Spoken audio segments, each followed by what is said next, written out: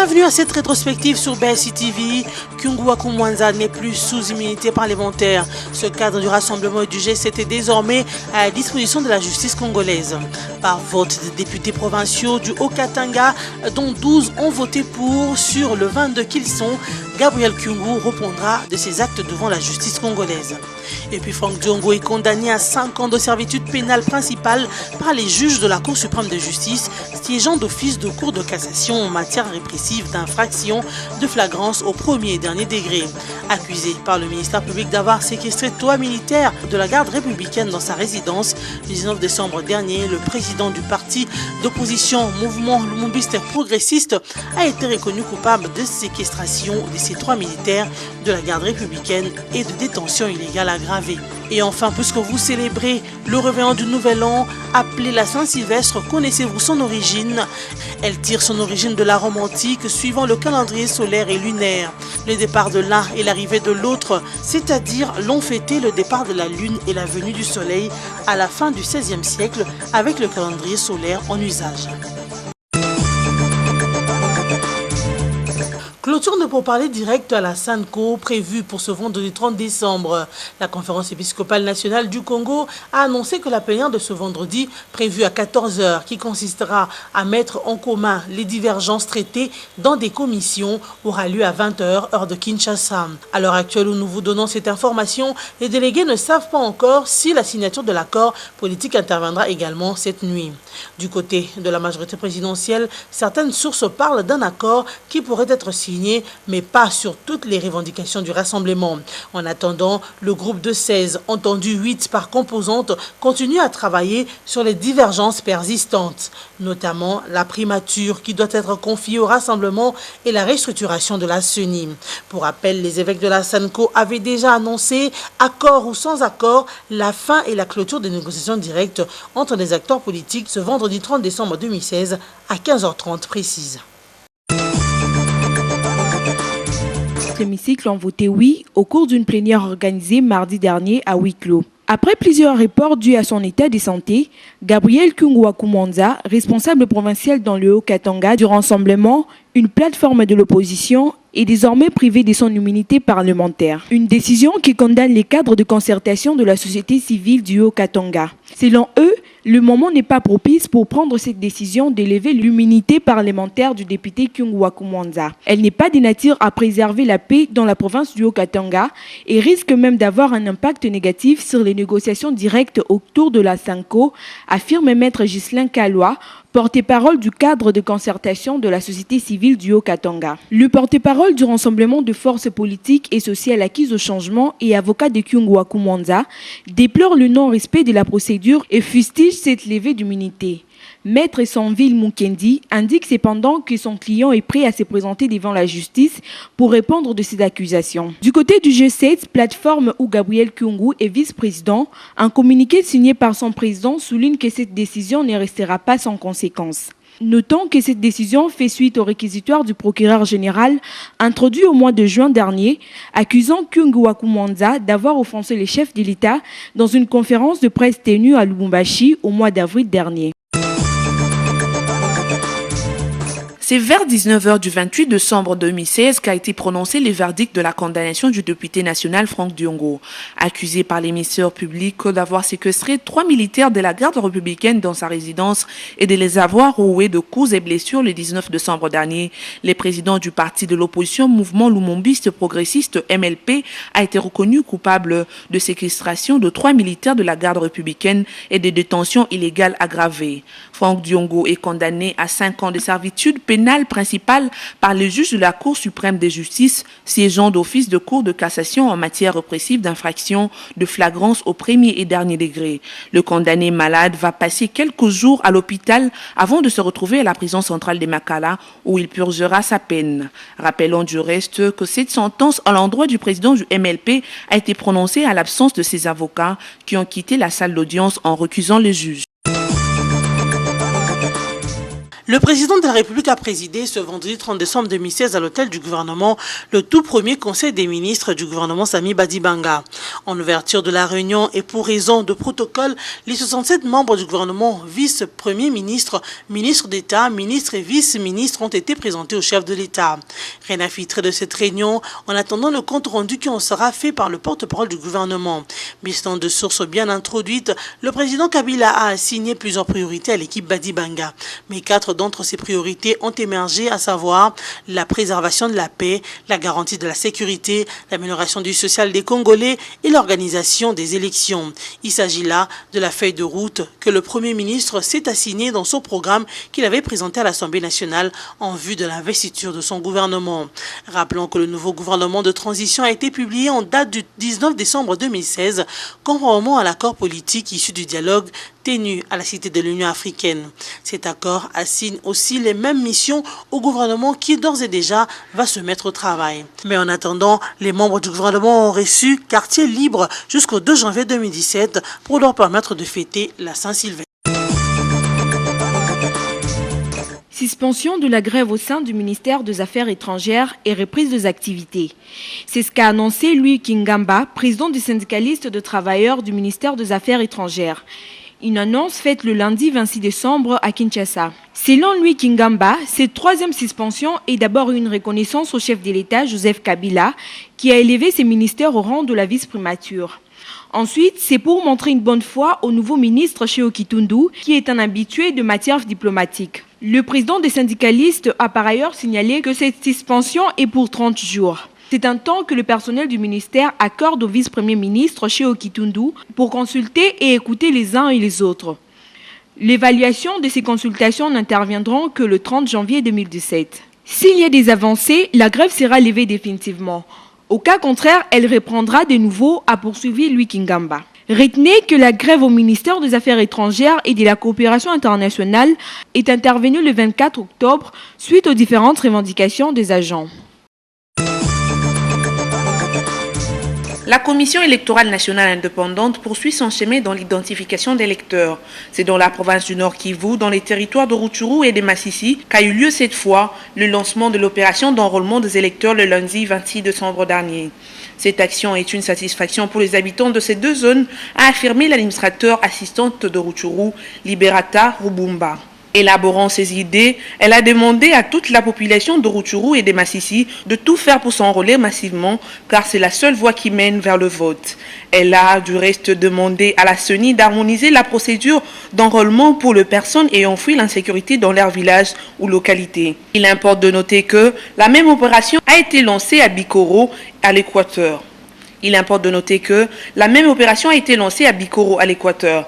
En outre, ce démarrage vient d'avoir lieu suite à une formation de membres de centres d'inscription. Cette formation a été organisée pendant 5 jours, soit du 17 au 21 décembre dernier, par la CENI.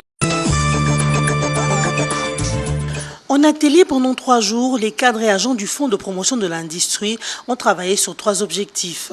La validation des états des lieux de leur institution, le partage d'expériences et l'élaboration d'une feuille de route du FPI pour son redressement.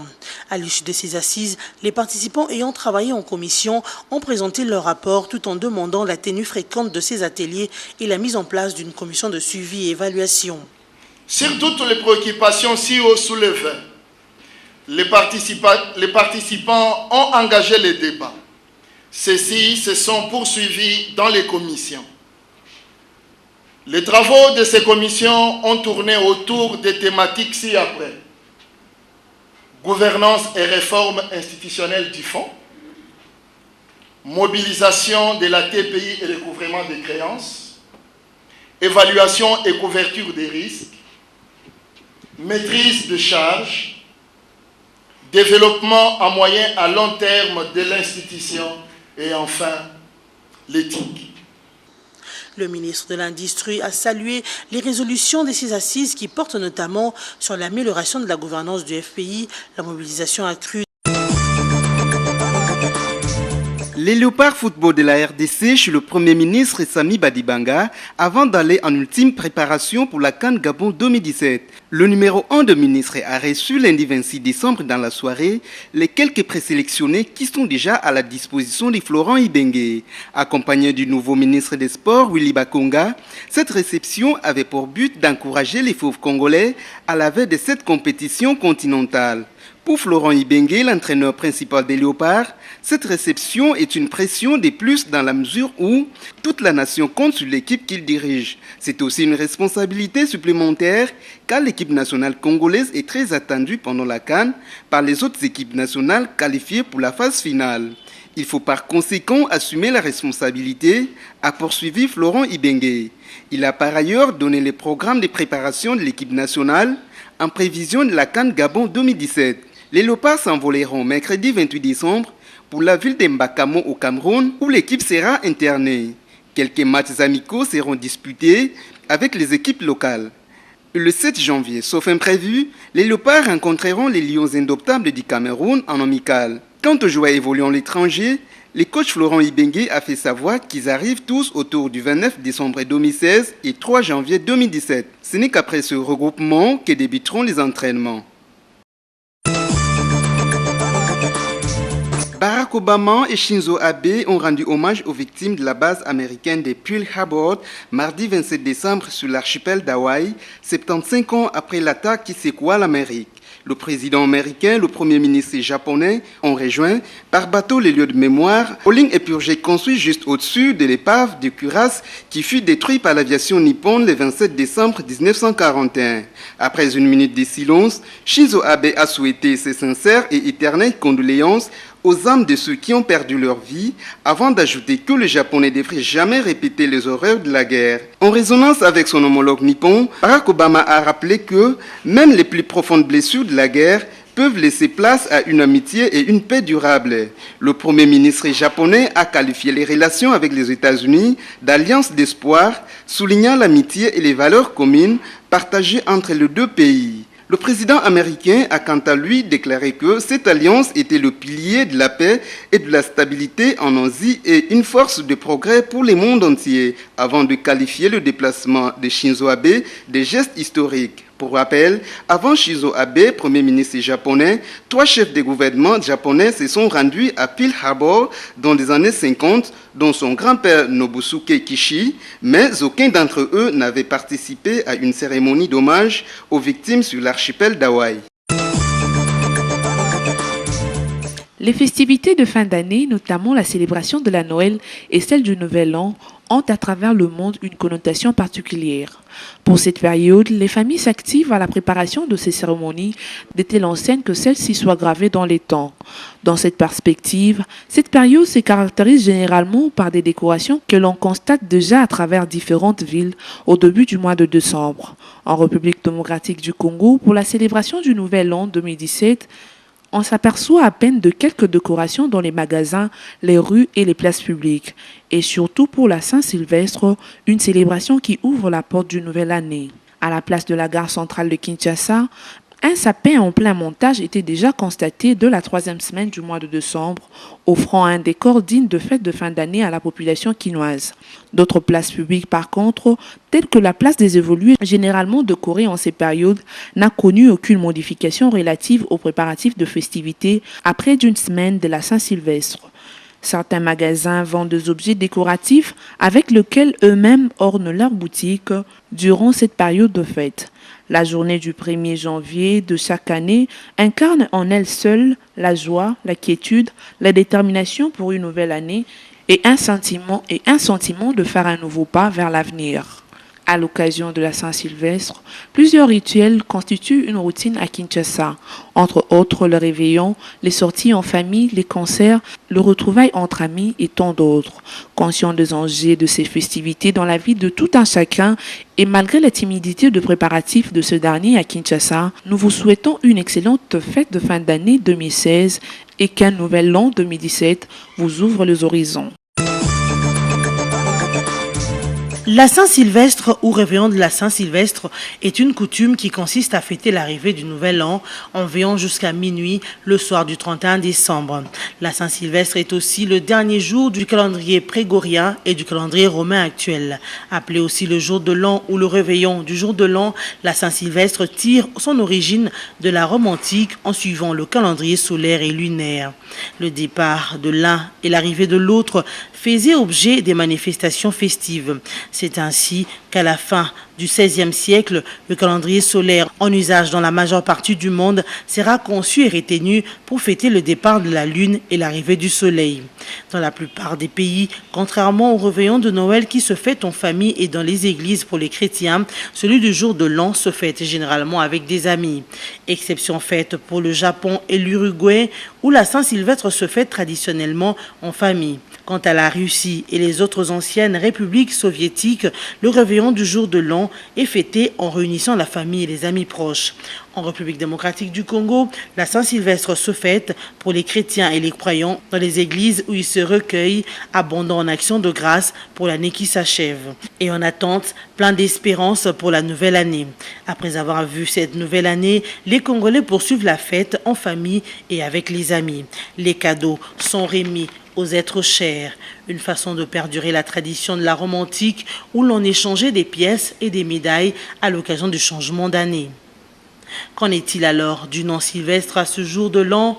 Les historiens nous renseignent que le 31 décembre est aussi le jour anniversaire de la mort du Saint Sylvestre Ier, 33e pape qui a régné sur l'Église catholique de 314 à 355. Sylvestre est connu pour son combat contre la doctrine d'Arius de Constantinople, une doctrine qui consistait à nier la nature divine de Jésus.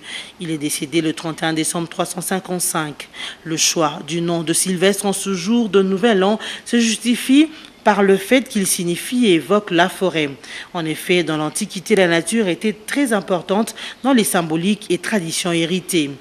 Mis à part son nom, Saint-Sylvestre n'a pratiquement rien à voir avec la fête du Nouvel An. Cette tradition commune aux pays d'Europe veut que le bruit fasse fuir les mauvais esprits, d'où le feu d'artifice, les sons de cloches et cris de joie. Du fait de fuseaux horaires, tout le pays n'entre pas en même temps dans le Nouvel An et ne fête pas ensemble le 12 coups de cloche de minuit de la Saint-Sylvestre. Auckland, en Nouvelle-Zélande, est la première grande ville du monde à entrer dans le Nouvel An le soir de la Saint-Sylvestre.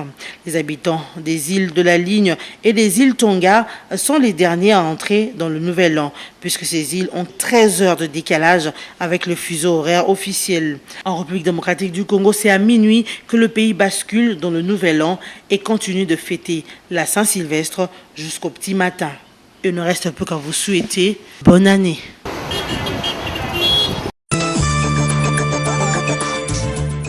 C'en est fini pour cette rétrospective de ce samedi 31 décembre. Mesdames, Messieurs, merci d'avoir fait confiance à BSC TV au courant de cette année.